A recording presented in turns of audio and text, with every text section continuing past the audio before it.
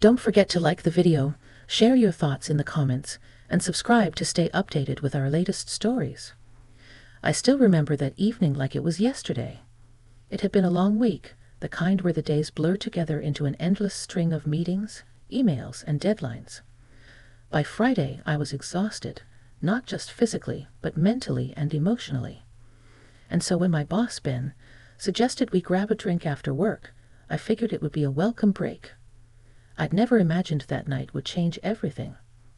I've worked with Ben for years, but we never really hung out outside the office. He was always the polished, professional type, his business suit perfectly pressed, his hair neatly combed. At 45, I was a few years older than him, but I'd always respected him for his quiet confidence and sharp mind. He was approachable, but not the kind of guy to share personal details. That was the first thing that felt off that night. We met at a small, quiet bar near the office. The kind of place where you could have a conversation without shouting over the noise of other patrons. It was dimly lit, the air thick with the scent of aged whiskey and leather. A few other people dotted the tables, but it wasn't crowded, just the kind of place for a relaxed drink. I ordered a glass of red wine, and Ben went for his usual, a whiskey neat. As we clinked glasses, I could feel a slight tension between us. It wasn't uncomfortable, but it was unfamiliar. I had never seen Ben like this before, slightly less formal, a little more laid back. It was almost like we were two people who had known each other for years, but were only just beginning to realize how much we had in common. We started with small talk. Nothing too deep. Work, the weather, the usual pleasantries. But then, after a few drinks, I noticed something in his eyes. A flicker of hesitation, like he was deciding whether or not to say something. I could feel the change in the air, the way the conversation shifted from casual to something else. It wasn't just about work anymore. Something was coming, something I couldn't quite place. Ben took a slow sip of his whiskey, and then, out of nowhere, he looked at me directly. "You ever wonder, Grace," he said, using my first name for the first time, "if we're really doing what we're meant to be doing?" I stared at him, a little caught off guard. Ben wasn't one to get philosophical.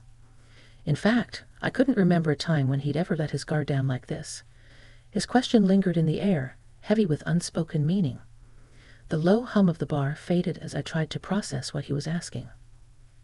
"What do you mean?" I asked, leaning forward slightly, my curiosity piqued. Ben sighed, his eyes searching mine like he was looking for something he wasn't sure he'd find. "I don't know," he said slowly, almost to himself. "I've been thinking about it a lot lately, about how we get so caught up in the grind. The promotions, the numbers, the constant push to be better. But at the end of the day, do any of us really feel fulfilled?" His words hit me harder than I expected. I knew exactly what he meant. I felt the same way for months, perhaps even years. It wasn't that I didn't love my job. I did. But something had been missing. The passion I once had for my work had faded, and I couldn't quite put my finger on why. Maybe it was the constant pressure, or maybe it was that feeling of being stuck in a loop, going through the motions without any real sense of purpose. I was about to say something in response, but Ben raised his hand, silencing me. "But that's not even the craziest part," he continued, his voice dropping lower, almost as if he was afraid someone might overhear him. "What if I told you that the only reason I even got this job, this whole career, isn't because I was the best candidate? What if I told you it's because someone helped me get here? Someone who changed everything for me?" The way he said it sent a chill down my spine. His eyes darkened, and I could see that the weight of whatever secret he was about to share was pressing down on him. There was something behind his words that hinted at a deeper story, one that had been buried for a long time. I leaned in closer, my heart beating a little faster. "Who?" I asked softly, almost afraid to hear the answer. Ben paused, his fingers tapping nervously against his glass. It's someone you know," he said, his voice barely above a whisper. "Someone you've worked with for years." My mind raced, trying to piece together the puzzle. Who could it be? A colleague? Another boss? A mentor? I had worked with so many people over the years, but no one had ever stood out in such a way that would make me think they were responsible for Ben's success in such a personal way. The silence stretched on, each second feeling like an eternity. I was on the edge of my seat, waiting for him to continue, but he just sat there, looking at me with a mix of fear and anticipation. Finally, he spoke again, his voice shaking slightly. "It was you, Grace. You're the reason I'm here." My breath caught in my throat. I couldn't believe what he had just said. I sat back in my chair, trying to process his words. "What? What do you mean, Ben?" My voice came out shaky, though I tried to sound composed. Was he joking? Was this some kind of twisted prank? But the look in his eyes told me he wasn't joking. Ben's gaze didn't leave mine, and for the first time, I saw him vulnerable, really vulnerable. It wasn't the professional mask he usually wore, the one that kept everyone at arm's length. This was a Ben who was exposed, raw, like he was revealing a secret he'd carried for years. He took another slow sip of his whiskey, the glass trembling slightly in his hand. Then he set it down and leaned forward. "Grace, when I first started here, I was just another guy looking for a break. I didn't know what I was doing, honestly. I was barely getting by, trying to keep my head above water in this cutthroat world of corporate politics. I was still in shock, but my curiosity had taken over. So what does this have to do with me?" "I don't understand," I said, almost pleading. Ben exhaled deeply, as if he had to gather the strength to say the next part. "You were always the one who believed in me. I remember the first project I worked on with you. Everyone else was dismissive, but you were the only one who gave me the time of day. You didn't treat me like a nobody. You helped me when no one else did. I'll never forget that, Grace. You gave me the confidence to keep going when I felt like quitting. And you've done it time and time again, without even realizing it." My heart skipped a beat. I had never thought of myself as someone who could make that kind of impact. Sure, I had helped colleagues along the way, but I never imagined that my actions could have been so meaningful to someone like Ben, someone who was always so composed, so in control. "Ben, I began, but he held up a hand to stop me. "I know you're probably shocked, Grace. Hell, I was too when I realized it. But it's true. Every time I wanted to give up, every time I doubted myself, you were there. You were the one who kept me grounded, kept me believing that I had something to offer this company." His voice wavered slightly, and he quickly cleared his throat. "I owe you more than you'll ever know." Didn't know what to say. The words felt inadequate, and I could feel my cheeks flushing. "Ben, you don't have to." I started, but again, he cut me off. "No, Grace. You need to hear this." His voice was firm now, as though he had made a decision. "You've always been there for me, and I've never thanked you properly. I've always kept this part of me hidden, because, honestly, I didn't want anyone to think I was weak. But I can't keep pretending anymore." I was stunned into silence. I had no idea what he meant by all of this, or why he was telling me now. The bar felt suddenly smaller, the air thicker, like I was wrapped in a heavy blanket of emotions I didn't know how to navigate. But there was something about the way he looked at me, something raw, something desperate, that made me want to listen. Ben leaned back in his chair, his fingers running through his hair. "The truth is, Grace, I'm not the man you think I am. Everything I've done to get ahead, to make my mark here, wasn't because I was smarter or more capable. It was because of you.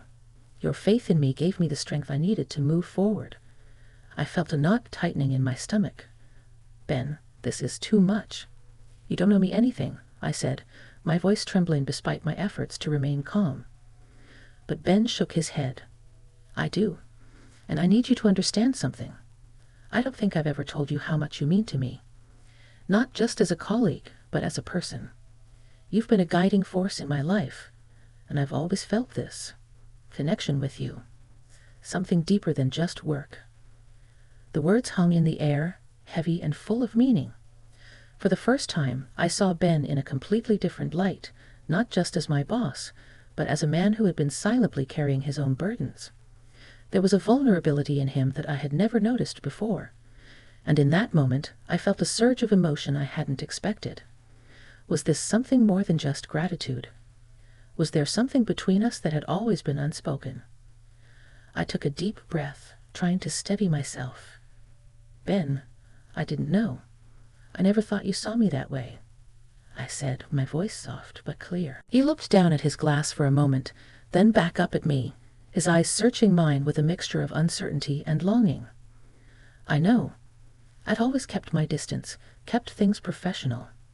But now that I'm saying this, I can't help but wonder, what if we could be more than just colleagues? What if there was something more between us? I felt my heart race. His words had taken me completely off guard, and I wasn't sure how to respond. The idea of mixing personal feelings with work had always felt like a dangerous territory, and yet there was something about the way Ben was looking at me that made me question everything I had thought about him.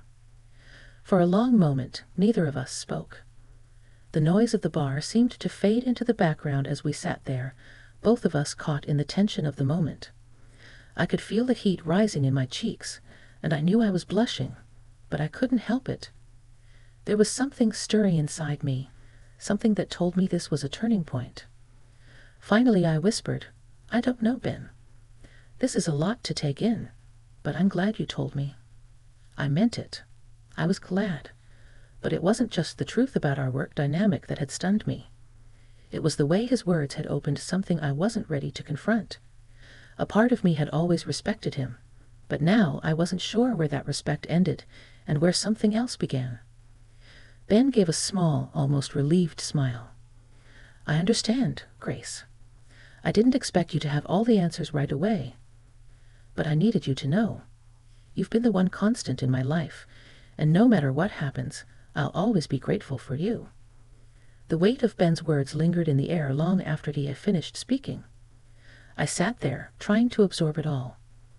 My heart was racing, and yet I felt strangely calm, as though the storm of emotions swirling inside me had finally found some semblance of order. The bar around us buzzed with activity, the clinking of glasses and low chatter continuing as if nothing had changed, but I couldn't shake the feeling that my whole world had shifted. Ben didn't speak for a while, and neither did I. The silence between us was heavy, almost suffocating, yet there was a certain comfort in it. It wasn't awkward. It was as if we were both standing on the edge of something new, something unknown, and neither of us wanted to rush into it. Finally, Ben broke the silence, his voice soft but steady. Grace, I didn't expect that to come out the way it did. I didn't want to complicate things, but I just couldn't keep pretending anymore. I had to be honest with you. I nodded slowly, my mind racing with conflicting thoughts. He had been honest with me, yes, but it was hard to process everything at once. The Ben I had known for years, the confident, ambitious man who always seemed to have everything together, was suddenly this vulnerable, open version of himself. I had never seen him like this, and it made me wonder. Had I been blind all these years? Had I missed the signs that there was more beneath the surface? I appreciate your honesty, Ben, I said quietly, my voice barely above a whisper. I really do. But this is a lot to take in, you know. I know, he replied, his eyes never leaving mine. I didn't expect it to be easy. Hell, I wasn't sure how you'd react. But I've been holding this in for too long, and I needed you to know. I needed you to understand how much you've meant to me, how much you still do. The sincerity in his voice made my heart ache. I had always respected Ben, even admired him for his drive and ambition. But now in this moment, I was seeing him in a way I never had before. There was no arrogance, no bravado, just a man who was grappling with his own emotions, just like anyone else. You're right, I said, my voice steadier now. This is a lot. But it's also kind of beautiful, Ben, the way you're being so honest with me. I never expected this conversation to go in this direction, but I'm glad it did.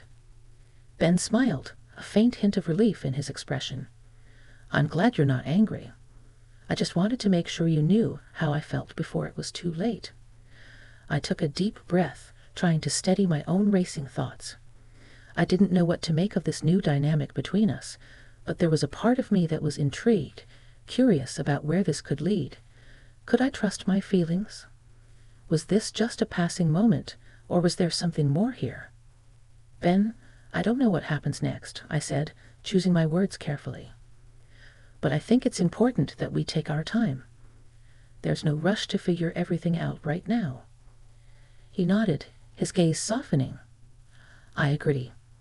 I'm not expecting anything from you, Grace. I just wanted you to know the truth. What you do with it is up to you. His words were a relief. They gave me the space I needed to process everything without feeling pressure to make a decision. It wasn't that I didn't feel something between us. It was undeniable. But I needed time to figure out what it meant. And I needed to be sure that whatever path we took, it wouldn't jeopardize everything I had worked so hard for. I'm glad you told me, Ben, I said, my voice quiet but resolute. And I'll need some time to think about all of this. But I do want you to know that I respect you. I always have. The sincerity in his eyes was almost overwhelming. I respect you too, Grace. More than you'll ever know.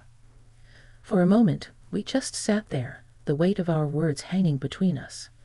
The tension that had been building throughout the night was still present, but now it felt more like an unspoken understanding, a quiet acknowledgement that we had crossed a threshold together. There was no rush, no pressure, just the recognition that this moment had changed something between us, and we both needed time to figure out what it meant. Ben took a deep breath, and for the first time all evening, he seemed to relax. Thank you for listening, he said, his voice lighter now, as if a burden had been lifted from his shoulders. I don't know what I was expecting, but I'm glad you didn't shut me out. I wouldn't do that to you, Ben, I said softly. You've always been a good boss, and I value our relationship, whatever it is. He smiled, and there was a genuine warmth in it, something that hadn't been there before, at least not in the same way. I'm glad to hear that, Grace. I really am. We sat in comfortable silence for a while longer, the tension between us slowly dissipating. The bar around us seemed to fade into the background, and for a brief moment it felt like we were the only two people in the world. It was a strange, surreal feeling, like we were standing on the edge of something new and uncertain, but also exciting in its own way. As the night wore on, we finished our drinks in quiet companionship. The conversation shifted to lighter topics, but there was an unspoken understanding between us now, something that was both comforting and unsettling at the same time. I didn't know where this would lead, but for the first time I felt a sense of clarity. Whatever happened next, I knew it wouldn't be the same as it had been before. And maybe, just maybe, that was a good thing. The weeks that followed that night with Ben felt like a strange mix of clarity and confusion. The tension between us had shifted, but it hadn't disappeared entirely. Every interaction at work was now laced with a subtle undercurrent, like a quiet hum in the background that we both felt but didn't always acknowledge. Ben had been respectful, giving me the space I needed, but it was clear that things had changed between us. And as much as I tried to ignore it, I couldn't shake the feeling that we were on the brink of something new, something that neither of us had anticipated. But then, one morning, as I walked into the office, I found myself face to face with Ben in the hallway. He was standing there, looking as calm and collected as ever, but I could see something in his eyes, a flicker of something I couldn't quite place. "Grace," he said, his voice warm but serious. "Can we talk for a minute?" I felt my heart skip a beat. There was no avoiding it now. The moment I had been putting off had finally arrived. I nodded, silently following him to his office, my mind racing. What was he going to say? What did this all mean? Once we were inside, Ben shut the door behind us, and for a brief moment there was a heavy silence. He sat behind his desk, gesturing for me to take a seat across from him. The air between us felt thick with unspoken words, but this time I wasn't afraid. There was a sense of calm in me now, a quiet certainty that had settled over me ever since that night at the bar. "Grace," Ben began, his tone steady but with a trace of vulnerability. "I've been thinking a lot about what happened between us, about everything I told you, and I just want to make sure that we're on the same page. I know this is a complicated situation, but I don't want to lose what we have, whether it's as colleagues or something more." I met his gaze, taking a deep breath. His words were sincere, but I could sense the uncertainty beneath them. He was just as unsure of the future as I was, and that gave me some comfort. It wasn't just me who was navigating this unknown territory. "I've been thinking a lot too, Ben," I said, my voice soft but firm. "And I've realized something important. What you told me, that wasn't just a confession. It was a turning point, for both of us. But that doesn't mean we need to rush into anything."